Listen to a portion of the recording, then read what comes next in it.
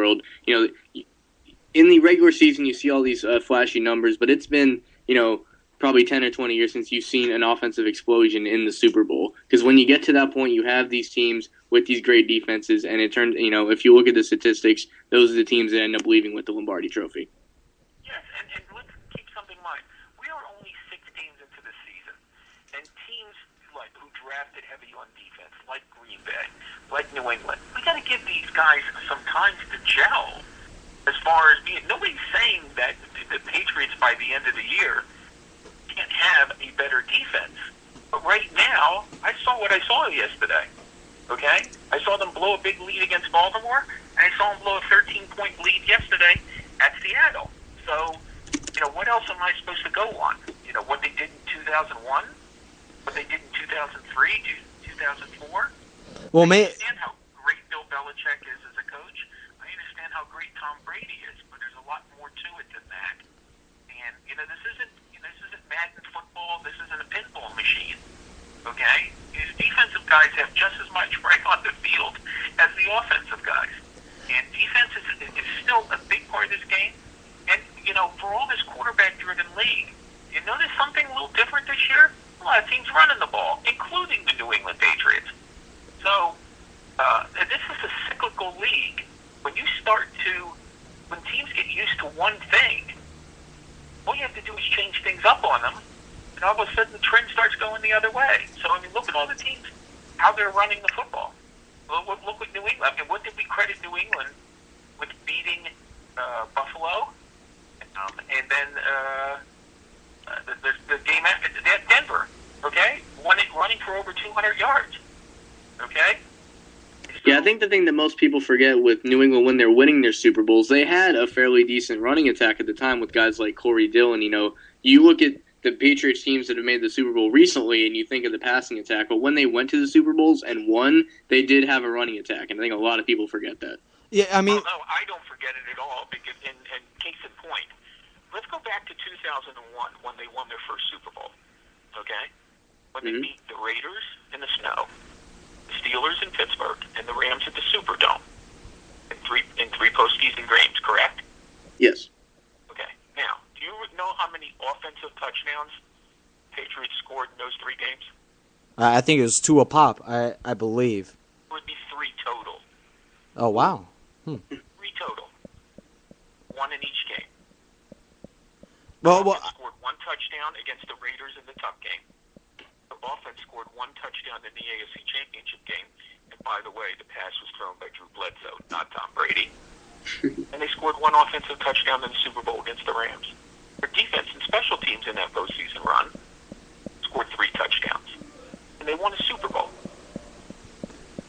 Well, those are some tremendous points. And obviously, this isn't just an offensive kind of a game in the Super Bowl that will get you to obviously getting to the game and winning the game. But, of course, 2 things I want to mention real quick, because the New England Patriots, this isn't the – let's not compare it to last year in a sense, but the Patriots were in the running for the worst defense of all time last year, and they got things going as of late. Statistically, they were terrible. Last year, they're a lot better. They're actually towards the halfway point of the league. They're 17th against, in points per game and 22nd in total yards. This isn't a terrible defense. Let's not bang on them too bad, because certainly New England, they have struggles defensively, but they've gotten things going this year compared to last year, and Bill Belichick will just make that defense better as of late. Same with last year. And the second thing is, this isn't 2001. This is a more passing league. Every year we're seeing more and more quarterbacks,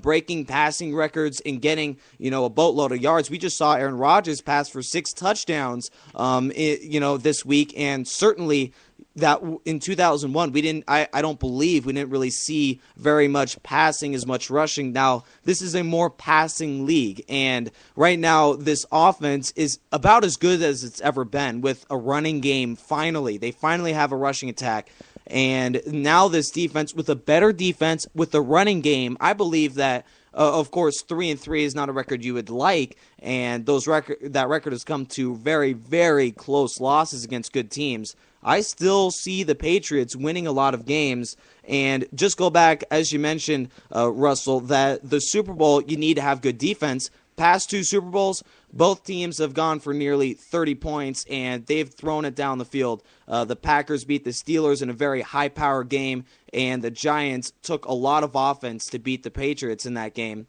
So for the defense doesn't have to be all that great in order to win the big game. I still believe the Patriots are a great team that will only get better in the playoffs. Okay, well, let me let's go back to the Super Bowl between the Packers and the Steelers, of which one of the Packers' touchdowns was an interception return for a touchdown, was it not? Oh, that's true. Nick Collins. Yeah. Yes, exactly. Now, let's go back to how those teams got to the Super Bowl. In 2010, what team gave up the fewest points in the league? I wouldn't. Is it the Packers? No, it was Pittsburgh. It was Pittsburgh. Yeah, do you know who's number 2? Was it the Packers? Packers. Well, Do you know who led the league in sacks in 2010? Clay Matthews. I would. No, I'm talking about team. Oh, okay. Go ahead. That would be the Pittsburgh Steelers. Do you know who's tied for second? Green Bay Packers. Packers. So let's try again. Defense had nothing to do with them getting to the Super Bowl. No, that's true, but I just stated fact. yeah, but that's true. But I mean, of course, the New England Patriots. There will be a better team. Now, they didn't lead the league in sacks. They did not lead the league in points given up. They did not lead the league in yards. They were actually towards the very bottom. But the Patriots made their way to the Super Bowl, and they were, one Ahmad Bradshaw touchdown away from winning that game. So I know the formula is play solid defense. But the Patriots can't be that bad of a team. With that bad of a defense, they must be doing something right in order to get to the Super Bowl and still be a tremendous team. First off, just a minute here. I'm not on here bashing the Patriots. Absolutely. Okay? I didn't realize this was a Patriot cheerleader show. Okay? You asked me to come on here and talk about the league. Okay? I'm not burying the Patriots. I don't bury any teams 6 weeks into the season. True. Okay? But listen, I have to tell you, I'm hearing improved running game, and I'm hearing improved defense. So how are they 3-3? That's true. That's a good point. How are they? Please tell me how they're 3-3. Well, this is. Houston are 5-1, and Atlanta's 6-0, and San Diego could be on its way to 4-2. How are the Patriots, the mighty Patriots, as you keep on telling me, 3-3 with the same record as the other 3 teams in the division? I seem to remember a pretty good head coach saying, "You are what your record is."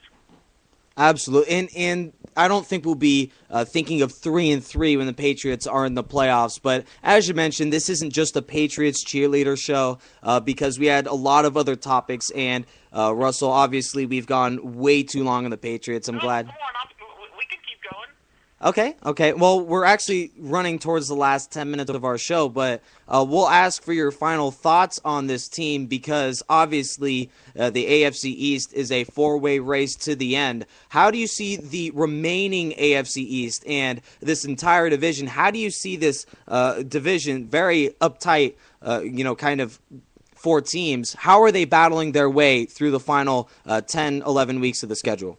Well, I still think the Patriots are the favorite to win it.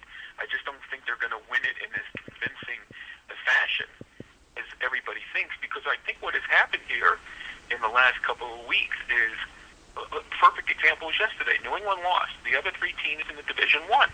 Okay? The longer you keep a team around, they gain confidence. Okay? Now, they've beaten Buffalo, New England. Okay? They haven't played the Dolphins yet. They have not played the Jets yet. So it's really going to come down to how they all fare head-to-head. So, but listen, I think all 4 of these teams are flawed. This is shaping up as a very flawed season around the entire league. Okay? We've got 1 undefeated 6 weeks in. Okay? We got a lot of teams that are 3-3, and a bunch of them who are 2-3. So, you tell me who's the best team. I'm looking at Green Bay, and you mentioned Aaron Rodgers. Okay? Terrific last night against a Houston team that had only given up 6 touchdowns in 5 games. He threw 6 touchdown passes. They're 3-3. Why are they 3-3? Well, I mean, Well, the one thing you have is the Seattle debacle, but you can't really go too much into that. I think the thing about this league, as you said, it's all bunched together the way it is right now, and to me that's more entertaining. Just as a fan, you don't want to see one team. The Packers going 15-1 last year. Was it great if you're a Packers fan? Yeah, but if not, it's kind of boring. And obviously, there's a difference between analyzing it and just enjoying it as a fan. But you look at the Packers; they're better than the record suggests, and there's also teams that are not as good as their record suggests. Are the Cardinals, 4-2 the way you would look at a 4-2 team? No, not exactly. So I think at this point of the year, you have teams that are better than the record, worse than the record, and you have a very few select teams that are actually what the record suggests. Well, I think it's too early to even form opinions, to be honest with you. Okay? So, I mean, I understand the Seattle debacle with Green Bay. I mean, was it a debacle in Indianapolis when they blew an 18-point lead? A debacle on their part, not with the referees or anything. Okay, what about getting beat at home by the 49ers, who got smoked by the Giants yesterday? Well, absolutely. My point is that you're 3-3 for a reason. Okay. Mm-hmm. The Saints. You think the Saints are they better than 1-14 because they have Drew Brees? I would say so. Horrendous defense.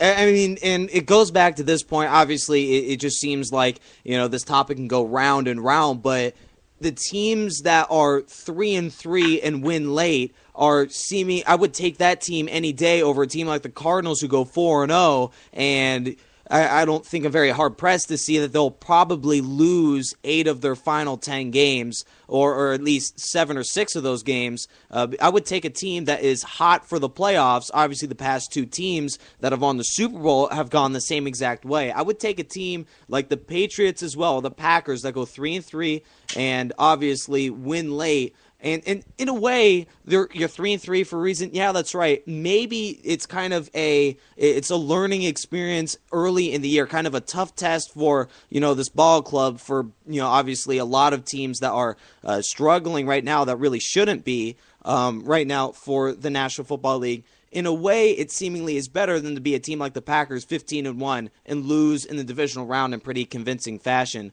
I would take the Patriots or the Packers any day over even a team like the Falcons, who look red hot, but I wouldn't pick them in the playoffs if I were, a betting man. Okay. I seem to remember a 9-7 Cardinal team in the Super Bowl a couple of years ago. I wouldn't say this is that same Cardinal team, though. Do you think this team has the same potential as the team that went to the Super Bowl? I said a Cardinal team. Yeah. Okay? What I'm saying is, I think you're missing my point. You have forecasted way down the road what you think these teams are going to be. Okay? I'm dealing with what they are right now, and I'm looking at a league right now where it's utter chaos. Okay?